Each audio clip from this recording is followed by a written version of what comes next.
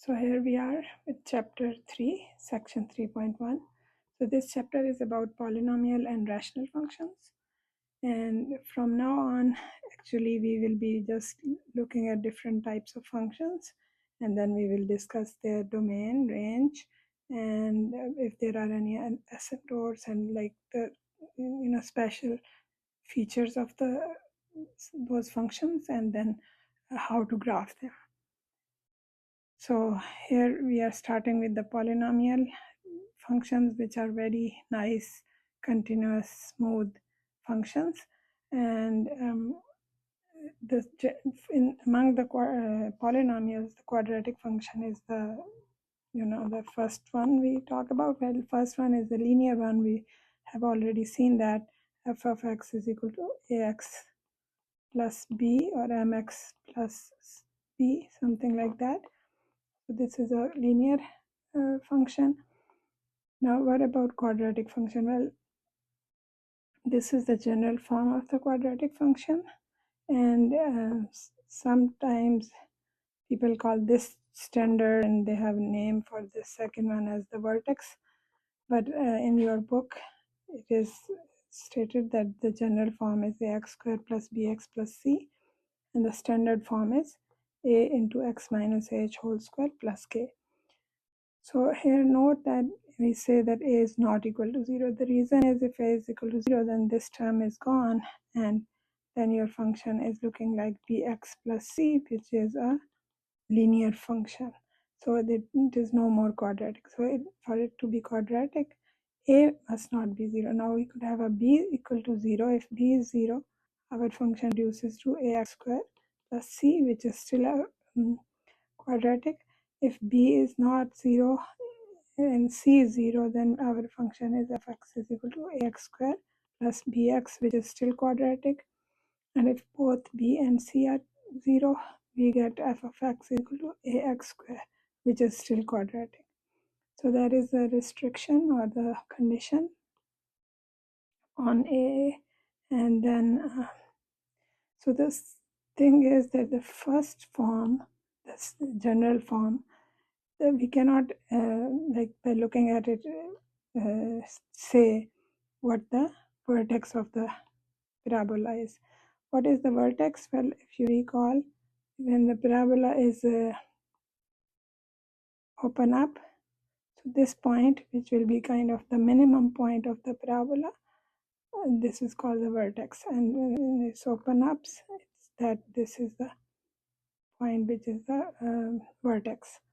So you can see it's very important to know the vertex in order to graph the function.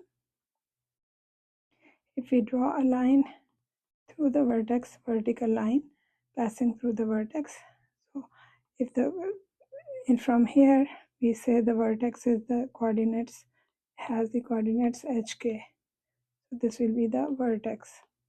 So if the line x is equal to h, is actually going to be a line of axis of symmetry, we can say sometimes.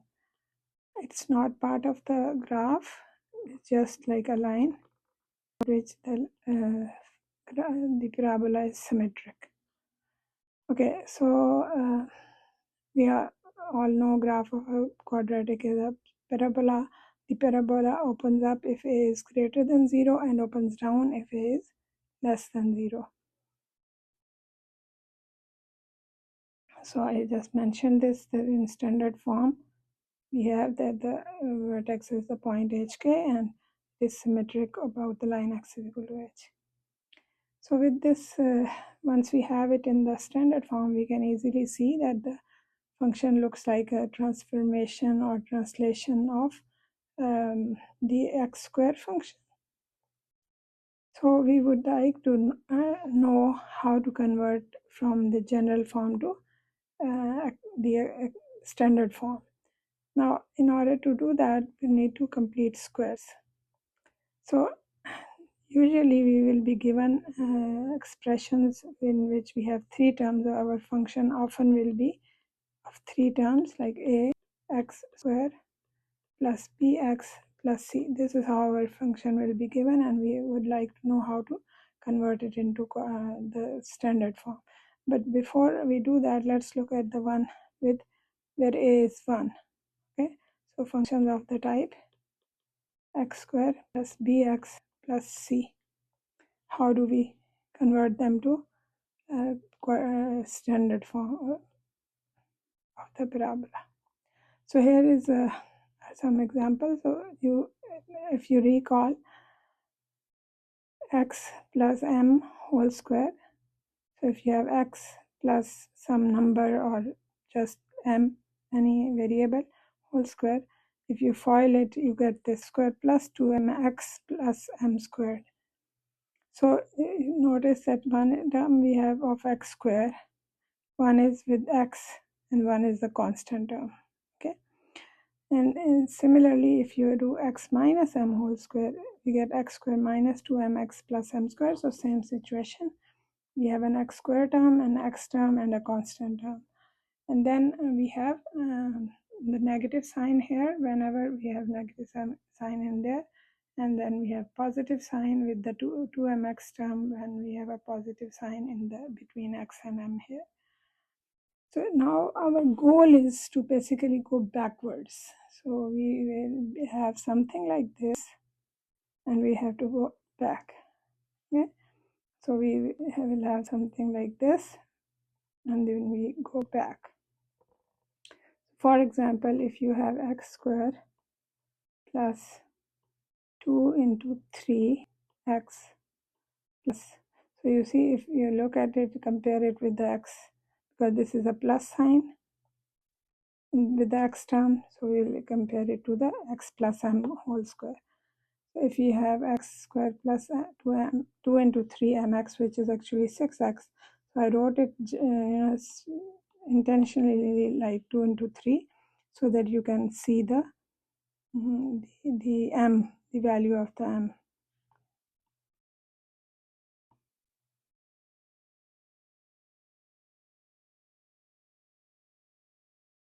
Okay, so then what should here be? 3 square.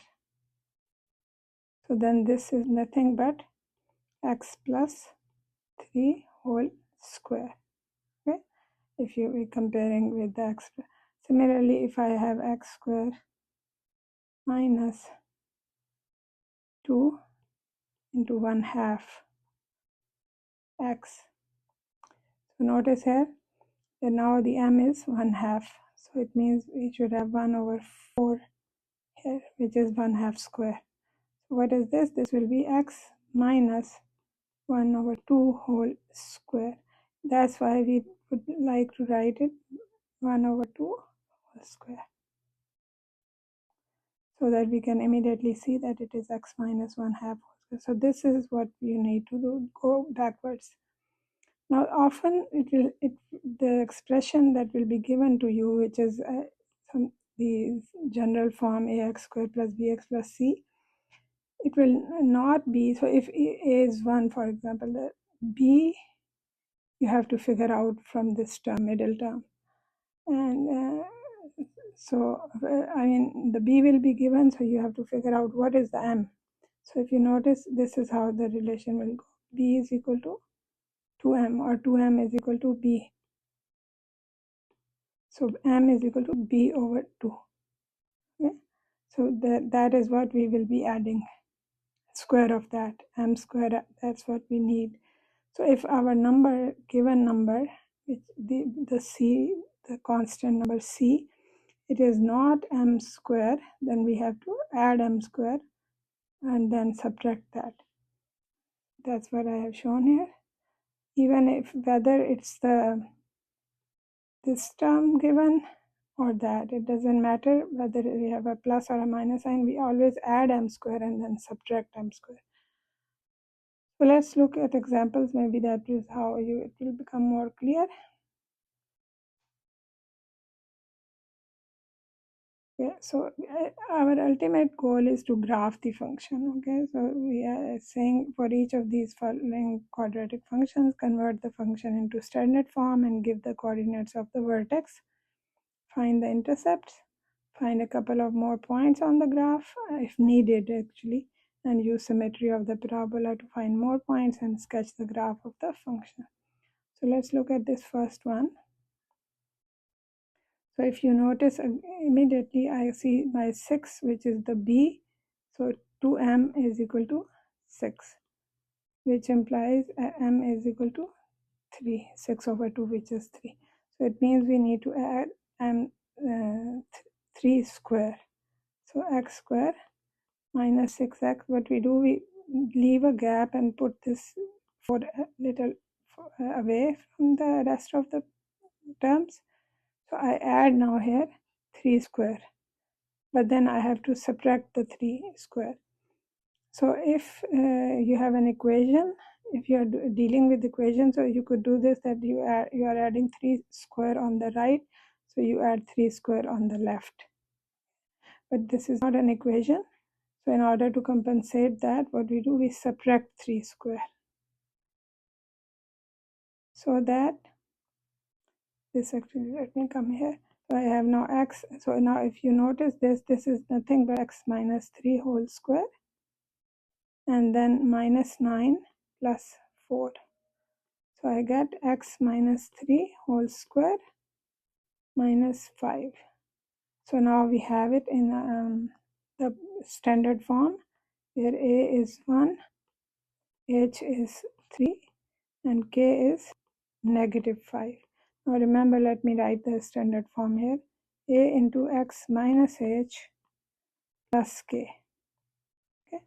So remember, if we have a plus over here, then whatever the number is written in front, that is our k. But if we have a negative sign here, then it means our k must have been negative, because it was supposed to be k, because we were supposed to have a positive sign here. So the k is negative 5. And similarly, if you get a positive sign in between x and 3, then that means the h is negative 3. So this is what we have, and now we would like to find the intercepts. Now in order to find the x-intercept, you can use the original equation.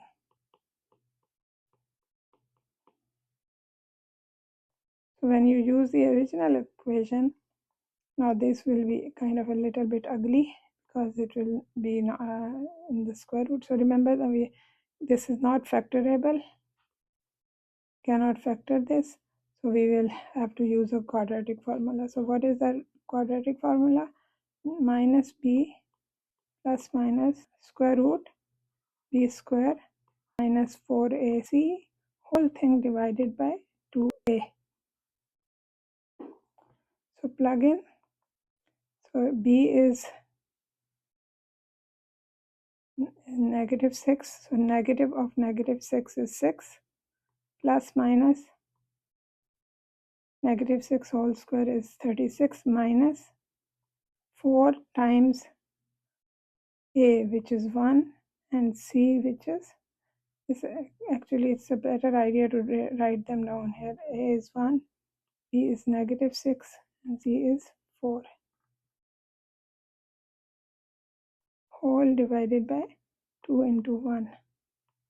So you get 6 plus minus square root of 36 minus 16 whole divided by 2. So which is equal to 6 plus minus square root of 20 whole divided by 2. Now some students, they cancel this out, which is not correct. It will be wrong, because of in the numerator we have the 6 plus minus something. So you cannot cancel it until you have the whole thing. So this can be simplified. I'm going to go up here. So is equal to 6 plus minus 2 times square root of 5 over whole over 2. And now you see you can take out a 2 from the numerator. So it becomes 3 plus minus square root 5 over 2. Now you can cancel this 2. So the result is 3 plus minus square root of 5. So now if you are doing it in the exam, you have kind of no choice but to estimate the value, because you are not allowed the calculator. So how do you estimate the values? If you recall, we have to estimate the value of square root of 5. what we do in this case, we have the number 5. We try to think about two numbers or two integers, one bigger than 5, one smaller than 5, which are perfect squares. So I know that 4 is a perfect square, right? And then this a number which is bigger than 5 and is a perfect square is the number 9. So which means if 5 lies between 4 and 9, if I now take the square root of everything, this gives me 2 is less than square root of 5 is less than 3. So it means square root of 5 will lie between 2 and 3. But where will it be? I mean, so between 2 and 3, okay, if this is 3 and this is 2, where does the square root of 5 lie? So now you have to check, is 5 more close to the left side or is 5 more close to the right side? So can you see the difference between 5 and 4 is 1, and the difference between 9 and 5 is 4. So it means 5 is closer to 4. So it means it will be, you can say might be somewhere here. So this is how you should be able to see. So you can take it like, let's say 2 point, I don't know, maybe 2.2 or 2.15 something. So you can say this is, so we are getting 3 plus square root of 5, which you can say is approximately 3 plus 2.2, which means 5.2, and 3 minus square root of 5, which is approximately 3 minus 2.2, so you get 0.8. Okay, y-intercept is easy.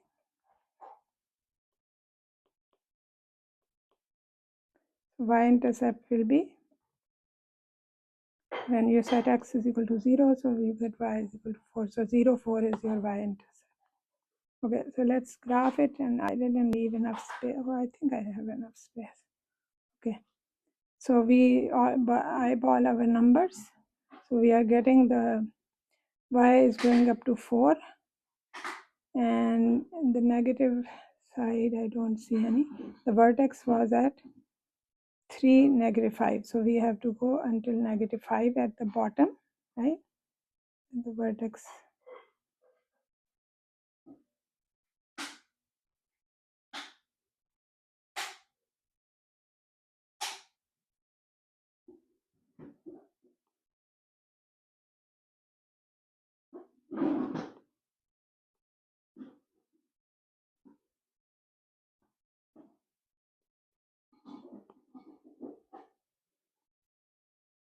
Two.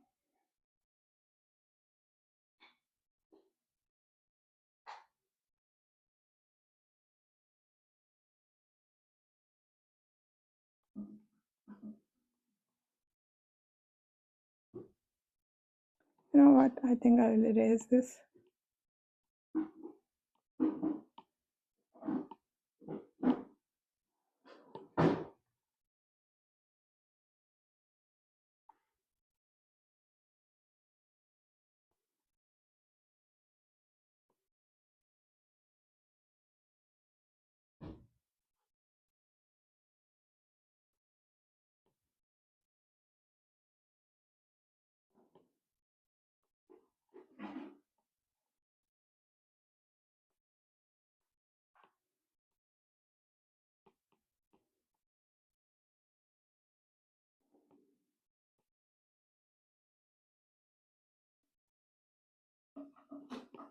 Okay, so let's see.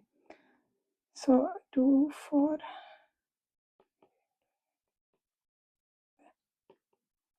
So we can start with the vertex, which is at 3, -5. And our y-intercept is 0, 4. And we found that the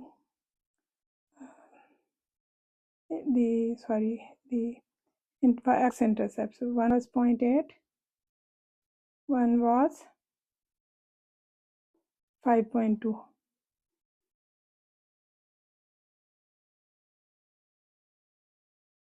So you should be able to see that they are equidistant. Remember, this is the axis of symmetry. So the left one is 1, 2, and this was 0.8. So 2.2 units to the left of the 3, which is this will be x is equal to p, which is the axis of symmetry. So this one is also 2.2 on the right. So these are symmetric. So now since you have this 0, 4, and 0 is 3 units, so you can go 3 units to the right. Because of the symmetry, you can have a 0.34 on the graph will cross that point. Now just try to graph your parabola. Remember, it shouldn't be like it can be a straight line over here, but slanted, but it should be curved as soon as you go through the vertex.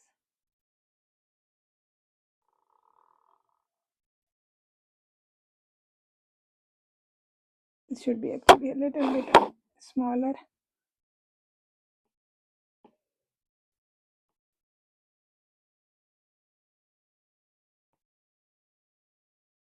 More like that. So I will recommend, I think I have mentioned before, use pencil when sketching the graph so that if you have to erase something, it's easy.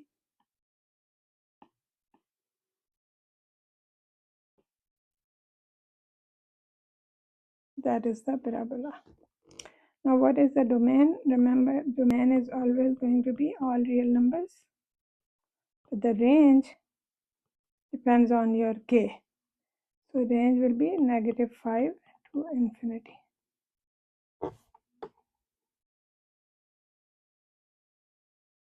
Let's look at this next problem. Okay, I think I will do it in the next video.